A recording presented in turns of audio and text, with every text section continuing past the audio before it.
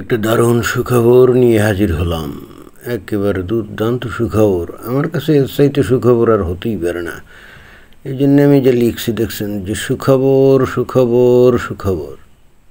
সেই খবরটা কি? খবরটা হলো বাংলাদেশিদের জন্য পর্যটক ভিসা বন্ধ ভারত, দুবাই, কাতারে। আচ্ছা, মানে ভারত, দুবাই আর কাতার তারা বাংলাদেশিদেরকে পর্যটক ভিসা দিচ্ছে না। এটা তো পুরনো কোনো কথা না। 1 বছরেরও বেশি ধরে এই যে ভারত তো ওই পর্যটক ভিসা বন্ধ রাখছে।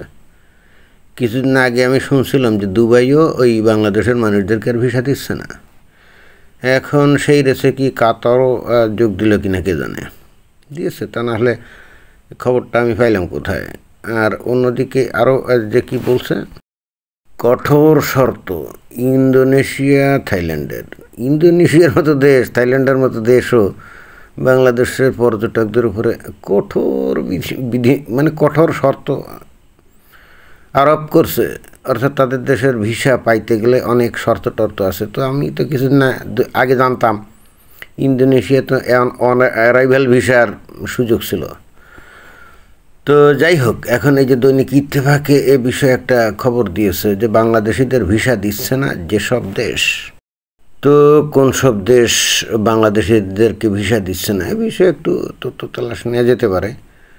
কারণ আমার কাছে এইটা একটা সুখবর ছাড়া আর কিছুই না। অনেকে মনে করতে পারে যে এটা আপনি আবার কি বলেন, এবং অনেকে মনে করতে পারে যে এটা তো একেবারে অপমানজনক খবর। বাংলাদেশের মানুষদেরকে বিভিন্ন দেশ যেগুলো বাংলাদেশের থেকে যে খুব উন্নত তাও না, তারা যদি বলে যে বাংলাদেশের মানুষদেরকে ভিসা দেব না, এটা কি বাংলাদেশের মানুষের জন্য বা বাংলাদেশের জন্য একটা অপমানের বিষয় না?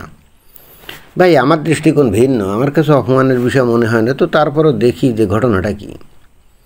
তো এখানে যে বলছে যে বিদেশি ভ্রমণ পরিকল্পনার শুরুতেই সমস্যার মুখে পড়ছেন সবুজ পাসপোর্টধারীরা, অর্থাৎ বাংলাদেশের পাসপোর্টধারীরা।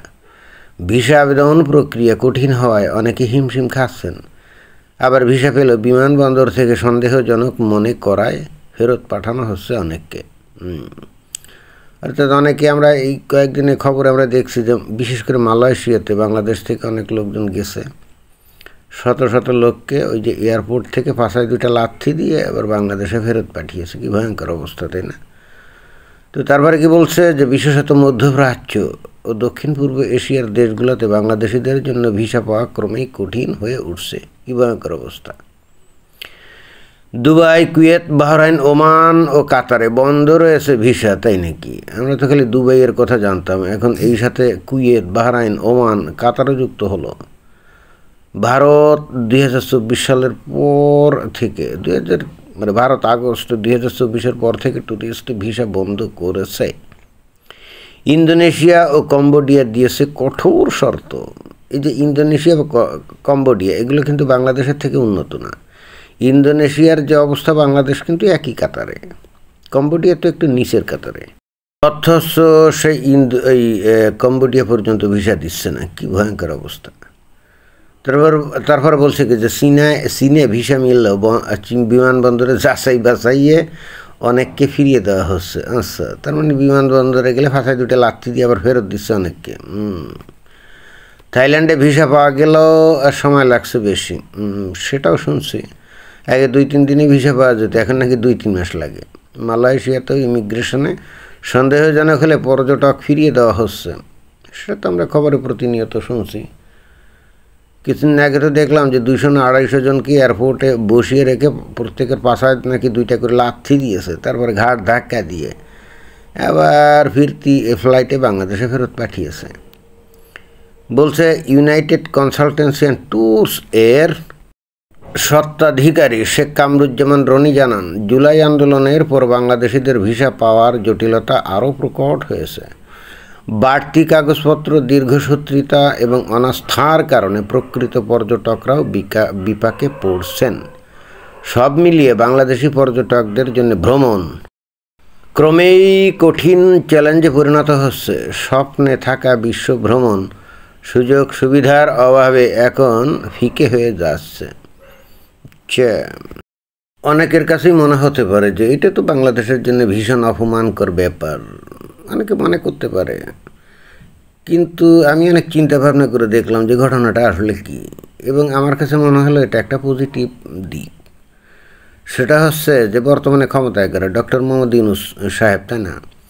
উনি কিন্তু কিছুকাল আগে বলছিলেন, আরও বেশ কিছুকাল আগে বলছিলেন যে বাংলাদেশের মানুষ একসময় বাইরের দেশে কাজ করতে যাবে না, বরং বাইরের দেশের লোকজনই বাংলাদেশে কাজ করতে আসবে। কিন্তু বাস্তবে অর্থাৎ কয়েক দশক ধরে তো আমরা যেটা দেখি যে বাংলাদেশের লোক প্রতিনিয়ত হাজারে হাজারে না লাখে লাখে বিভিন্ন দেশে কাজ করতে যায়, যেমন মধ্যপ্রাচ্যের দেশগুলা, তারপরে এখানে যে মালয়েশিয়া, ওখানেও তো কাজ করতে, যেগুলো আমরা দেখি। তো ডক্টর মোহাম্মদ ইউনূস তো আমাদেরকে স্বপ্ন দেখিয়েছিলেন যে বাংলাদেশের মানুষ কাজ করতে যাবে না, বরং বাইরে বাংলাদেশে আস্তে আস্তে এমন উন্নত হয়ে যাবে যে বাইরের দেশের লোকই বরং বাংলাদেশে এসে কাজের জন্য ঘুরে বেড়াবে, ফ্যা করবে, আর আমরা তাদেরকে যেমন ইচ্ছা করি কাজ দেবো, নিলে দেবো না, ফ্যা করে রাস্তা রাস্তায় ঘুরবে, তাই না? এরকমই তো ডক্টর মোহাম্মদ ইউনূস কিন্তু একসময় আমাদেরকে স্বপ্ন দেখিয়েছিলেন, এবং আমরা সেটা বিশ্বাসও করছিলাম। তো ভাগ্যের কি নির্মম পরিহাস, সেই ডক্টর মোহাম্মদ ইউনূসই কিন্তু এখন বাংলাদেশের ওই একেবারে হর্তাকর্তা, অর্থাৎ দেশের শাসক। তো যে কথা উনি বেশ কিছু বছর আগে বলছিলেন, তো সেই কথার তো একটা প্রমাণ থাকতে হবে, তাই না? আমার কাছে যেটা মনে হচ্ছে, অথবা যদি আমি একটু মজা করে বলি যে বিশ্বস্ত সূত্রে খবর পাইলাম, কিন্তু আবার কেউ যদি জিজ্ঞেস করে সেই বিশ্বস্ত সূত্রটা কি, ভাই সেটা আমি বলতে পারবো না, অতি গোপনীয় বিষয়, সব তথ্য সব সূত্র জানানো যায় না। আমি খুবই গোপনীয় বিশ্বস্ত সূত্রে খবর পাইলাম। ঘটনাটা আসলে কী ঘটছে জানেন? ডক্টর মোহাম্মদ ইউনূসের কল্যাণে বর্তমানে বাংলাদেশের এমন ভয়ঙ্কর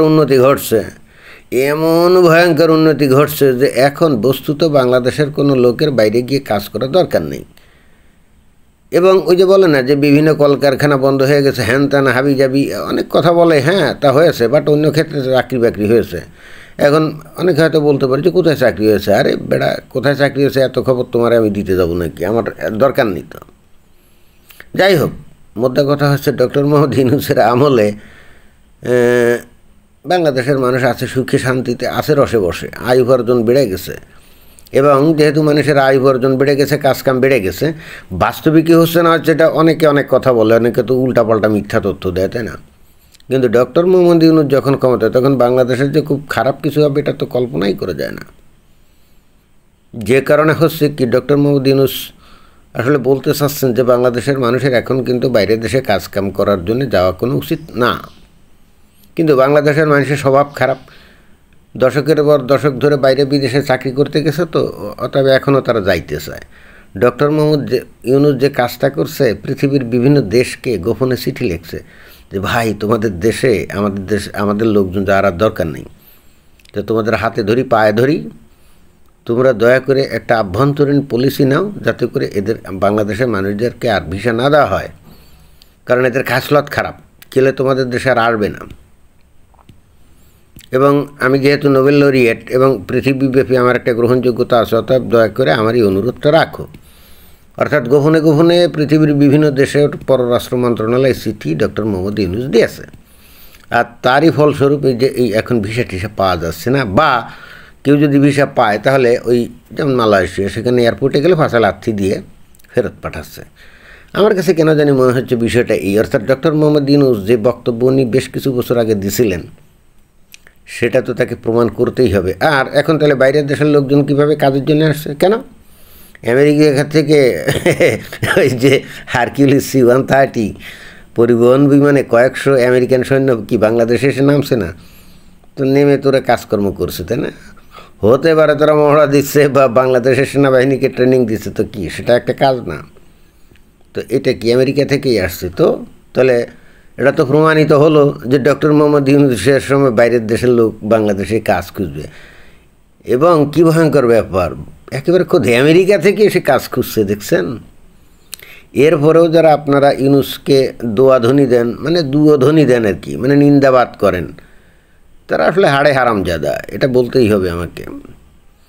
ডক্টর মোহাম্মদ ইউনূস বাংলাদেশের ক্ষমতায় আসছিল বলে কিন্তু এই যে আজকে পৃথিবীর বিভিন্ন দেশ এই যে বাংলাদেশকে ভিসা দিচ্ছে না, বস্তুত সেটা বাংলাদেশের জনগণের কারণে না, ডক্টর মোহাম্মদ ইউনূস বাংলাদেশের মানুষের ইজ্জত রক্ষার জন্যই এই কাজটা করছে। অর্থাৎ উনি বলতে চাচ্ছেন বাংলাদেশের মানুষ কি ওই মানে ফকির মিসকিন বা ওই লেবার শ্রেণীর লোক নাকি যে তোমাদের দেশে গিয়ে এই সমস্ত ওই যে ওই টয়লেটে কাজ করবে বা পাম বাগানে কাজ করবে বা ঝাড়ুদারি করবে না? এটা বাংলাদেশের ইজ্জতের ব্যাপার। অর্থাৎ এই ধরনের কাজ করার জন্য তোমাদের দেশে বাংলাদেশের লোক যাইতে পারেই না। এই জন্যে এই সমস্ত দেশের কাছে চিঠি লেখার কারণে এই ভিসা টিসা বন্ধ। আর ওই যে বিদেশি লোক কাজ করবে, যেটা অলরেডি আমি বললাম যে আমেরিকান সৈন্য তো বাংলাদেশে কাজ করতেছে। কি দুর্ধর্ষ ব্যাপার, তাই না? খোদ যে আমেরিকা যার জন্য সারা দুনিয়ার মানুষ পাগল, সেই আমেরিকা থেকে লোক এসে বাংলাদেশে কাজ করে। তো এর চাইতে আর বিস্ময়কর ঘটনা কী ঘটতে পারে বলেন? তো এটাই ছিল বক্তব্য। ধন্যবাদ।